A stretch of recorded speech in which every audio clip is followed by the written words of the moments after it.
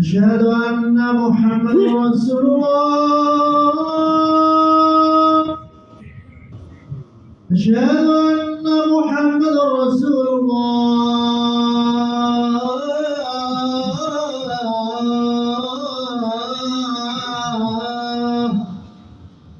حي على الصلاة. حي على الصلاة.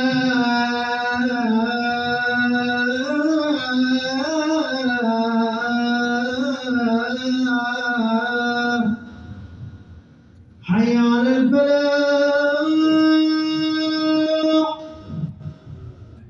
حي على الفلاح.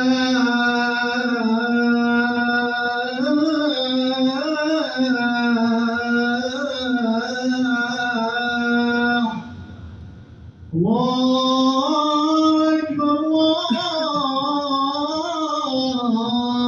الله أكبر لا إله إلا الله.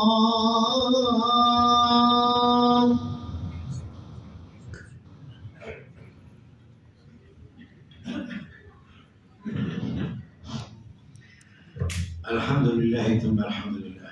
الحمد لله الذي هدانا لهذا وما كنا لنهتدي لولا أن هدانا الله. ما توفيقي واعتصامي وتوكلي إلا على الله عباد الله. أوصيكم وإياي تقوى الله العظيم وطاعته.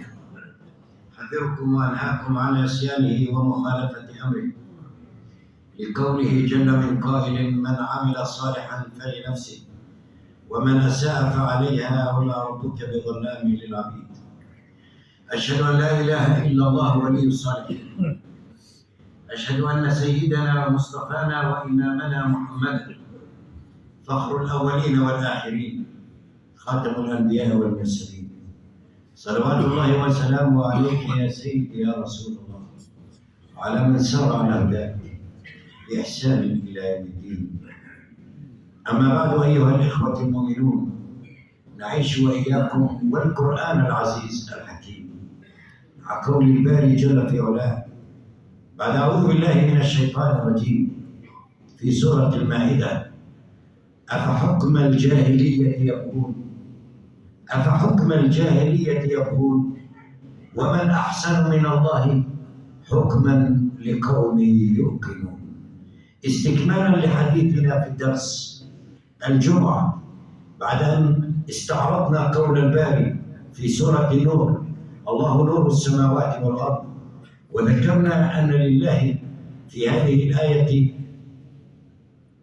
نورين: النور الحسي في النهار والكواكب والأرض والدقة في النظام والإبداع، ثم النور المعنوي المجازي وهو القرآن العظيم وهذا الدستور الكريم. وذكرنا في الدرس أيضا أن هذا المنهج الذي به حركة الحياة وتنتظم به عجلة الحياة، وأنه لا صلاح ولا إصلاح إلا بهذا المنهج. فإذا حدت البشرية عن هذا المنهج حينئذ ستقلع شوكها بأياديها، وحينئذ ظهر الفساد في البر والبحر بما كسبت أيدي الناس. والفساد عام يعم البر ويعم البحر ويعم البشرية جمعاء، وحينئذ خسرت البشرية وخابت بإعراضها عن منهج بارئها. ونحن نكمل ونحن نستكمل ونكمل في الخطبة درسنا: أفحكم الجاهلية يبغون ومن أحسن من الله حكما لقوم يوقنون. الآية على قلة ألفاظها إلا أنها غزيرة المعاني كالغيث المنهمر الكثير الوفير المبارك. أفحكم الجاهلية يبغون أداة استفهام، والاستفهام يفيد الإنكار والذم، يفيد الإنكار والذم والتوبيخ والتكريع. يعني أيها البشر كأن الله يقول لهم: أتريدون حكما غير حكمي؟ فأنا أعيب عليكم وأوبخكم إذا اخترتم حكما غير حكمي، وأنا من البداية أنكر عليكم أي قرار وأي حكم غير حكمي. أفحكم الجاهلية يبغون ومن أحسن من الله حكما لقوم يوقنون. وهنا استفهام إنكاري آخر، لا يوجد حكم غير حكم الله للبشرية، ولا صلاح للبشرية إلا بمنهج الله. فلقد بعث النبي صلى الله عليه وسلم في وسط جاهلية جهلاء لا تعرف معروفا ولا تنكر منكرا، كانوا يأكلون الربا ويلعبون القمار ويأيدون البنات ويفعلون الزنا، وكانت القبيلة محكومة بقانون العصبية القبلية، القبيلة تغير على القبيلة الأخرى حتى جاء النور. رسول الله قد جاءكم من الله نور، سيدنا محمد صلى الله عليه وسلم، وكتاب مبين، فجاء هذا النور فقلب الميازين على عقب، ففتح الله به أعينا عميا وآذانا صما وأفواها بكما وقلوبا عمياء ضالة مظلمة حيرانة، قلبها بقلوب موحدة مطمئنة ساكنة لربها.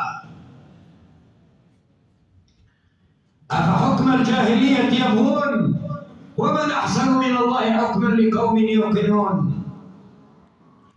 ثم استدار الزمان وجاءت جاهلية القرن 21 2023 جاءت الجاهلية، جاءت جاهلية القرن 21 حتى عمت العالمين الإسلامية والعالم المسيحية واليهودية والكافر، حتى عم الظلام جميع أرجاء المعمورة. فبدأ المسلمون لماذا نلعب القمار كما يلعبون؟ يسأل رجل ويقول لماذا لم ينصرنا الله على اليهود أيها الشيخ؟ وأقول بسؤال آخر، لماذا نأكل الربا كما يأكلون، ونلعب القمار كما يلعبون، ونفعل الزنا كما يفعلون، ونشرب الخمر كما يشربون، ونقتل بعضنا بعضا؟ لماذا مرخصة البنوك والمؤسسات الربوية في العالم الإسلامي وفي الدول العربية؟ لماذا مرخصة؟ والملاهي والسينما وغيرها لماذا مرخصة؟ ولماذا مرخص بيع الخمور في المحال التجارية في الدول العربية؟ لماذا مرخص من الدولة؟ ما هذا الذي يجري؟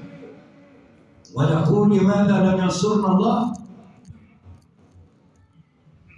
أفحكم الجاهلية يبغون ومن أحسن من الله حكما لقوم يوقنون. صاحب الصنعة أدرى بصنعته، وصاحب الخلق أدرى بخلقه، ورد الصنعة إلى صانعها والخلق إلى خالقه. فإذا وضع الرجل المناسب في المكان الغير مناسب أو الغير مناسب في المكان المناسب، فحينئذ ظهر الفساد في البر والبحر بما كسبت أيدي الناس. أنت تمتلك جهاز بليفون جوال في جيبك، أنت تمتلك جهاز بليفون، إذا تلف أو خرب جهاز البليفون أتذهب لمسارع ليصلحه؟ أم تذهب إلى تاجر أو صاحب دكان أو سوبر ماركت؟ تذهب إلى مصلح البليفونات لأن له خبرة في التصليح، أما إن رددته إلى غيره صاحب العلم والمعرفة والتخصص يبقى البليفون خربا ولا فائدة منه. فكيف نحكم نحن البشرية في الأرض بقوانين البشر؟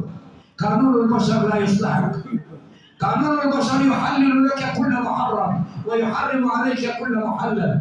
فكيف أقبل لواحد لم يخلقني أصلا أن يضع لي قانون؟ وكم من القوانين وضعت وعدلت وحرفت وزيفت، وكم من القوانين وضعت وأتلفت وأفسدت كقانون سيداو في قانون الزواج الذي أنزل بسن 18، والذي أنزل وكذلك نجد نساء في المحاكم الشرعية تكتب العقود الشرعية. كم نرى من مهازل المسلمين الكثير. فأنت لا تصلح لأن تضع قانونا لغيرك، الذي يصلح أن يضع القانون هو صاحب الخلق، ألا له الخلق والأمر، ألا يعلم من خلق وهو اللطيف الخبير.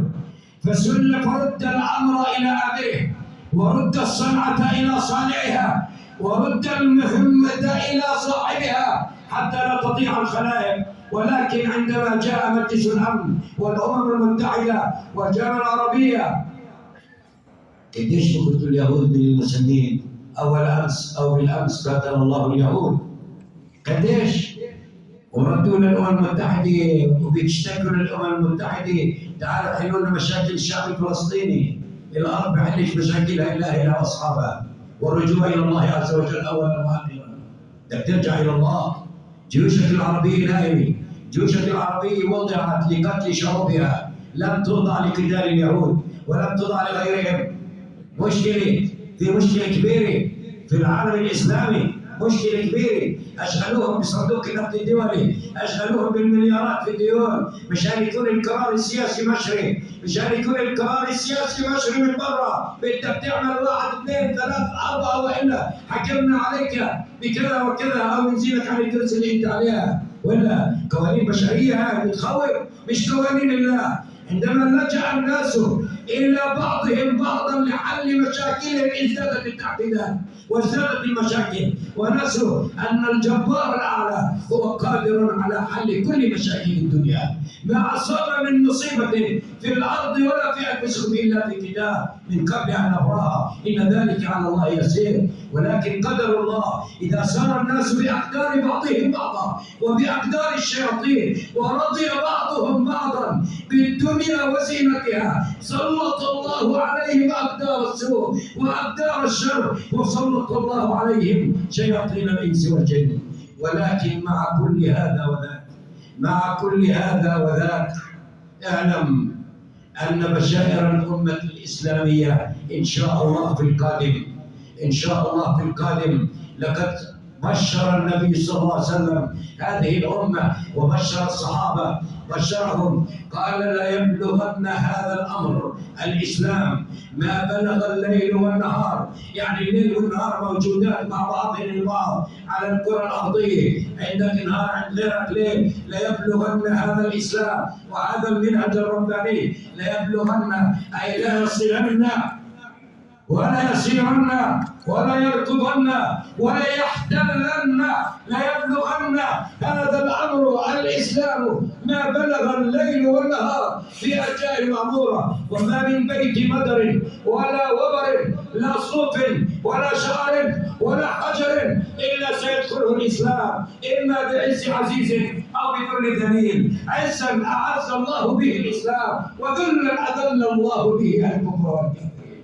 هذه بشائر المصطفى صلى الله عليه وسلم. حتى لو أصاب المسلمين، حتى لو أصاب المسلمين حلقات من الضعف والذل والهوان، فإن هذه الأمة ستستفيق وتصحو من سباتها، وتصحو من سباتها. ونحن والحمد لله الأمة في صحوة، الأمة في صحوة بالرغم من اتحاد المستوطنين للأقصى وبالرغم من القرارات الصعبة. فلا يزال هذا الشعب حيا، ولا يزال الإسلام ينبت في قلوب الحيارى والمسلمين، رجالا ونساء، صيبا وشبابا، صغارا وكبارا، وسيأتي الفرج بمشيئة الله. أقول قولي هذا، أستغفر الله لي ولكم، ادعوا الله وأنتم بكم.